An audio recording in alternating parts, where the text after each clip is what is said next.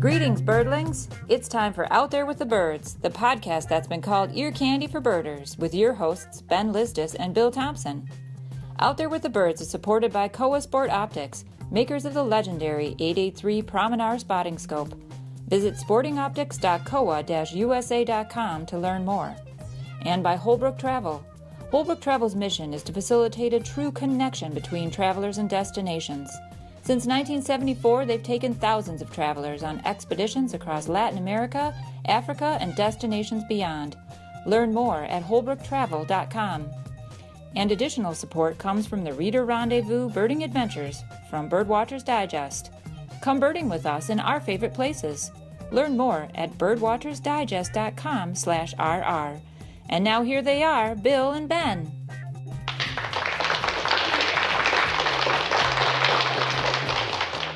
Hello, Ben. It's time for another Out There with the Birds podcast. And Good morning, Bill.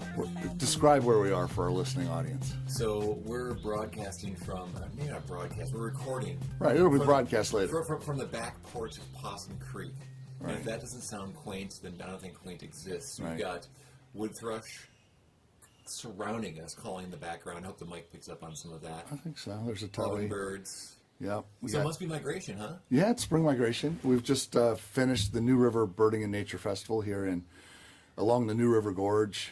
In West Virginia. Fayetteville, West Virginia, with our good friends Jeff and Keith and Rachel and a whole bunch of guides that we've been friends with for a long time. I've been coming here for, I think, maybe 14 years, something like that. Yeah, I bet. And how many years have you been coming here? I want to say it's been about 7. Right. For me. That number is sounding right. Nice round number, huh? Yeah, a nice even number. Wait a minute. And, you know, everybody who's listened to either of our podcasts or the stuff we write or blogs back when they were working or Facebook or social media, you've heard of the New River Birding and Nature Festival. It's an awesome event. We're not going to dwell too much on that other than to let you hear the wonderful ambient sound here from the back porch of the Meadows, where just 40 feet away or so is a 4-tap keg of local microbrew, and in addition to all the birds, fabulous food, great.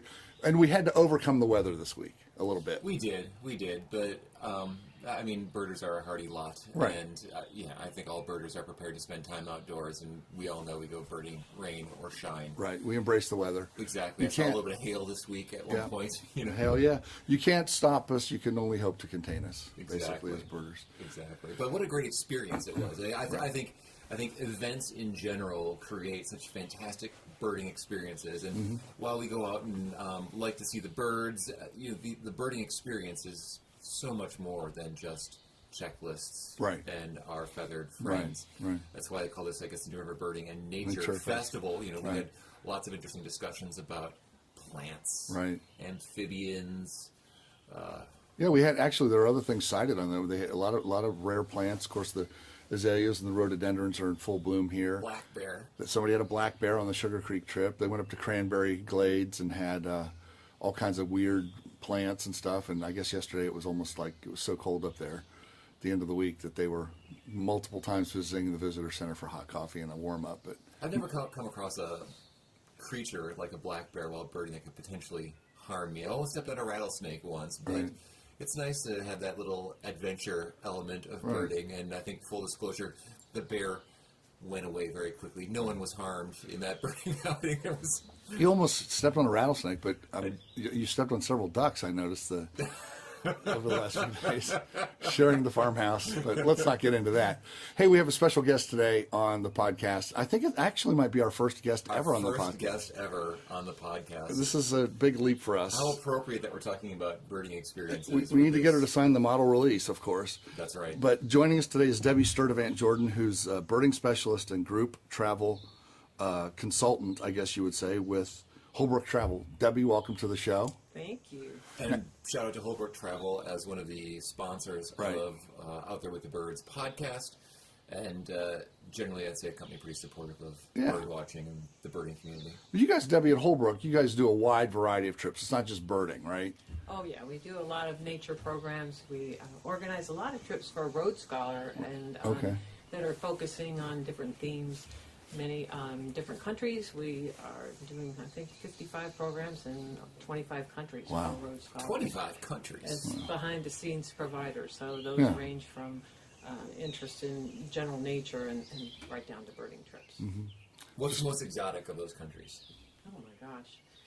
Exotic. It depends on how you Trying to define think of exotic.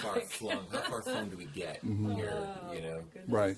Borneo or Well, we focus some really of those- in Latin America, so Okay. I wouldn't say that it's the Far East and all that sort of thing. But we're primarily in tropical countries. We do some Iceland. I guess that would be sort of exotic. Pileated woodpecker, blue-headed vireo, ovenbird. Sorry, Yeah, I know. That's right. Gosh, this Still in place guide is mode, huh? still in guide mode. full We throw a of hummingbird at birds. the feeder. So, but you also have built a little bit of a, I guess, reputation for having long-term associations with well-known guides. True. Who are some of the folks that our listeners may have heard of? Oh my gosh! Well, Mario Cordoba is famous, as well as Edwin Ramirez in Costa Rica. We have folks down in Ecuador that we've been working with for years. I like to tell a story. One time, I took a group of teachers, or several of us took a group of teachers of 60 teachers. We went down to Costa Rica and split up into 4 groups. This was in 1998. And so 15 in each group, and we each had a guide. Of those 4 original guides, we're still working with 3 of them. Oh, nice. So it's pretty amazing. We're very, That's really very good. fortunate to have wonderful guides that we do guide trainings as well to Yeah. keep them refreshed on people's skills, and of course the birding skills they've learned all on their own. Most of them are self-taught and Right. just amazing spotters. And I just love being in the field too when everyone is sitting around and they're all calling out the same bird simultaneously. Right. And who are some of the North American guides that you work with? Oh my goodness. Bill Hilton Jr., I think he has done 20, oh wow, listen to that. He's done, I think he's embarking on his 28th expedition Wow. to band ruby-throated hummingbirds on their southern migration. And Mark Garland is leading a trip for us for New Jersey Audubon, actually, to see the monarchs of Mexico next February. Oh my goodness, I work with Phil Unit out of the San Diego Natural History Museum. The list is really long. We've been around for 43 years, so Right. in that time we've just built a lot of great relationships. Yeah. And it seems like you're talking about Mark with the New Jersey Audubon and San Diego Natural History Museum, was it?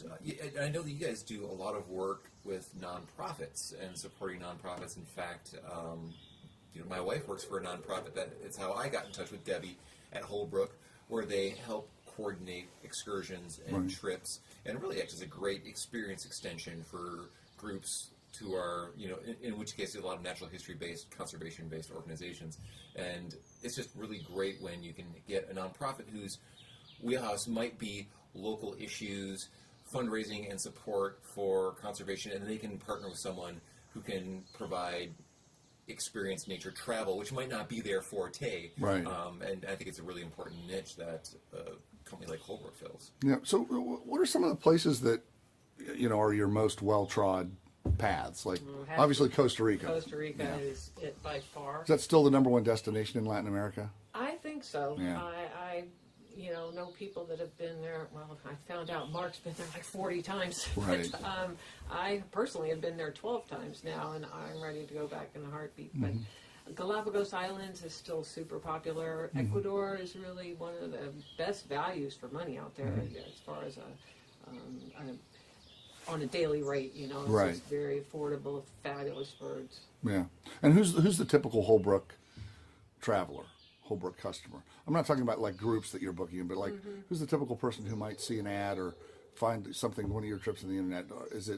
Are they kind of an avid birder? Are they somebody who's maybe birds and other stuff? They're interested in natural history, maybe archaeology, whatever. I mean, We get a range of Yeah. all of them, and I think most people that I know are very interested in everything, and that's one of the things that our guides are really good about, and being able to introduce them to the archaeology or the geology or other aspects just besides birding, and we run trips that are very much introductory trips, and others that are very focused on getting every bird that you can get. Right.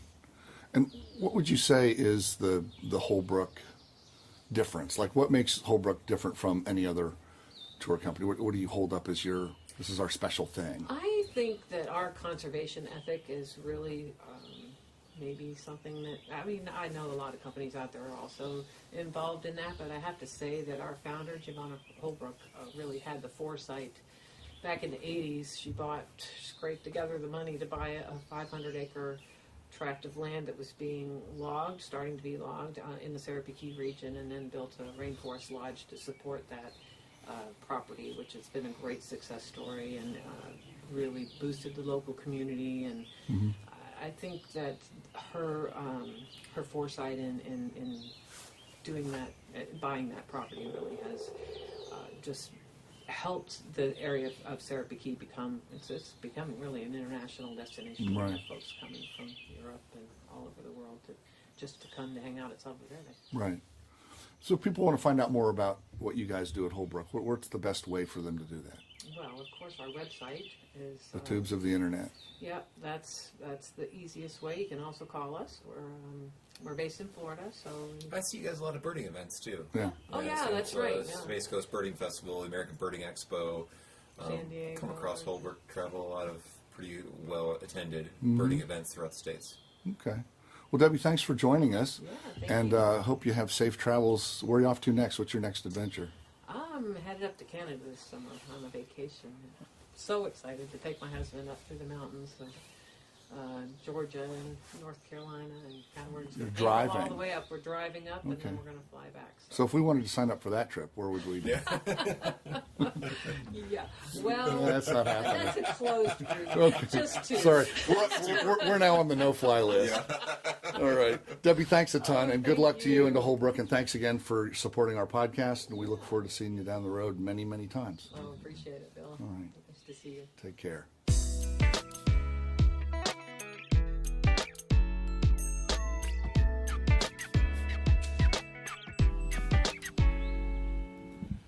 Okay, so Ben, we've relocated now out to the edge of the woods here in the yard at the Meadows at Opossum Creek Retreat. Yeah, I wanted to get off the porch and get closer to this great audio. I mean, what a soundscape we've got out here this morning. These kind of tall, hardwood, deciduous forests. And Jay's calling. It's kind of interesting. You know, we've been in guide mode for 3 weeks now.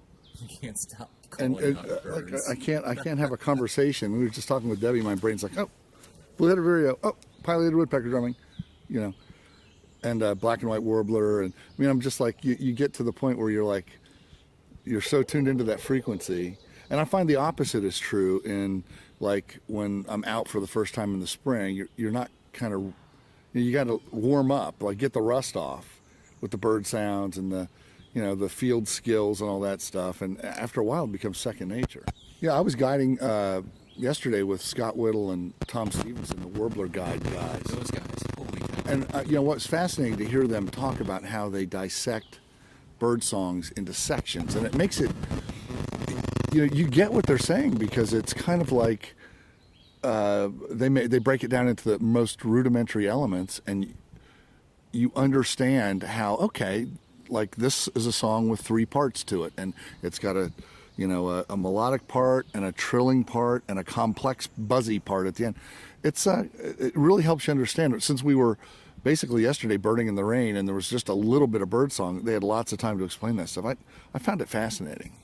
And you get folks like them, and really, if you listen to them, you understand quickly that those two have incredibly sensitive ears, Yeah. and their sensitivity to audio. It's like with food, these people who are super tasters. You think of like Right. a wine sommelier talking about wines. That's how these guys talk about bird sounds, but they make it a lot more understandable. Right. Really. But it's fascinating to hear them talk about bird sounds. And another person, if you like listening to this sort of audio experience of nature, another friend of ours, Lang Elliott, he does a podcast Oh yeah.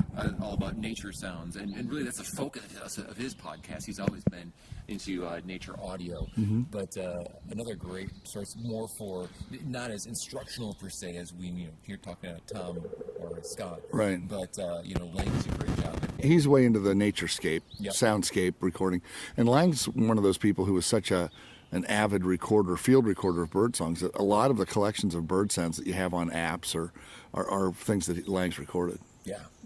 I found this years ago when I was an up-and-coming bird watcher. I found it, I can completely relate to some of the folks that we've been with, especially this last week here in West Virginia, they get up on a May morning and it sounds like soup to them. It's just bewildering, the variety of birds that are Yeah. singing. So Yeah. I found years ago, trying to learn bird songs, and of course this is back when you had to listen to stuff on cassette or LP, back in the days when dinosaurs walked the earth. And I found that one spring it all kind of came together for me. Like all of a sudden it didn't sound like an orchestra all playing at once. It sounded, I could hear the individual instruments and Familiarity. and I could pick out okay, that's a catbird. I could pick out that's a thrasher. And it kind of clicked for me, and it made it possible for me to sort out the bird songs, so that you can listen to something like a May morning, and you can hear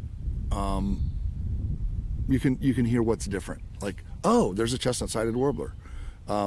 Over the cacophony. But I totally get, for folks who don't go out a lot and who haven't studied bird sounds or bird songs, or haven't had the wonderful opportunity to be out in the woods sorting them out one at a time, I completely get why that sounds bewildering. I think there's a critical mass that happens too, where the repeated exposure.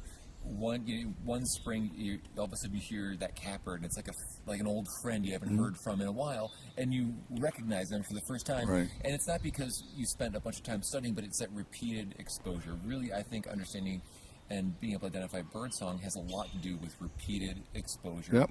And just time and time again, just putting in the hours to just be out there.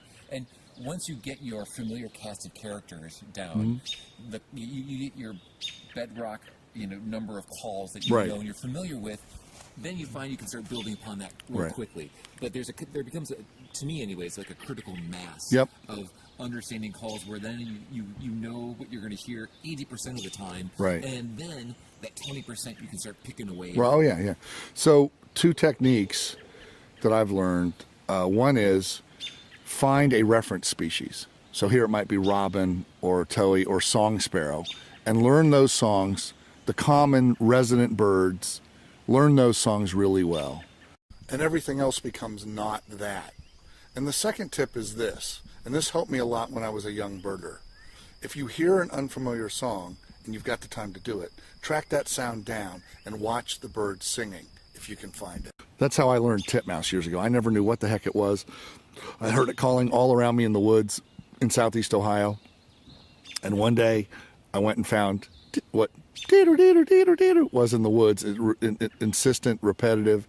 And oh, that's a titmouse, a bird I knew visually, but didn't know it from an audio perspective. And I think too, one of these advantages of just the constant repeat exposure, time out in the field, paying attention to birdsong, is that you can understand some of the qualities of it, which in cases of titmouse, for example, there can be a whole variety of calls. It's Oh, not for sure. just one call, but you can hear Or song, certain qualities of the song, Right. and you can say, given the habitat, that's a titmouse. Right. I think of red-winged blackbirds. They're one of those species where they can make kind of a pheasanty, sort of like a sound, Right. and a creaky sound, and they've got their melodic sound. And a lot of birds will have a diversity of calls and song, but once you get familiar with them and you can identify the character and the quality of it, those associations start becoming more natural. I'd recommend anyone who's listening pick up a copy of the Warbler Guide from Tom and Scott. Great resource in terms of understanding sound, how it breaks down. And Right. I hear they're working on another project that's going to be more dedicated Right. to birdsong. Right. In a general concept, not Right. just I was warbling. talking to Tom a little bit about that. And that's Tom Stevenson and Scott Whittle. That's right. Published by Princeton University Press. It's the Warbler Guide. It's a great book. It's got a fantastic app with it where you can see the birds from all angles and kind of rotate them around with your finger. It's pretty ingenious. Their approach to audio and understanding Yeah. audio with sonograms is something that I think is really worth looking into. Oh, yeah, for sure. Well, beautiful spring day. We've got some work ahead of us to clear out of here and get on to the next thing. So That's right. Awesome talking to you, Ben. I think this is number 11 now we're working on, or maybe number 12. It's a blurb. I You know, can't. at some point, we just need to stop counting. We do. perhaps, Right? We do. So keep counting birds. Keep counting Stop birds. counting podcasts. That's right. All right. See you next time, Thanks, buddy. everyone. Bye. That's a wrap for this episode of Out There with the Birds. Special thanks to Koa, our optics sponsor. Learn more about their fine line of birding products at sportingoptics.koa-usa.com. And thanks to Holbrook Travel. Learn about the Holbrook Travel experience at holbrooktravel.com. We're also supported by the Reader Rendezvous Birding Adventures from Birdwatchers Digest. Your next birding adventure starts at birdwatchersdigest.com/rr. Tune in next time for some more noise with the boys, Bill and Ben. Until then, keep your eyes to the skies and we'll see you out there with the birds. Adios!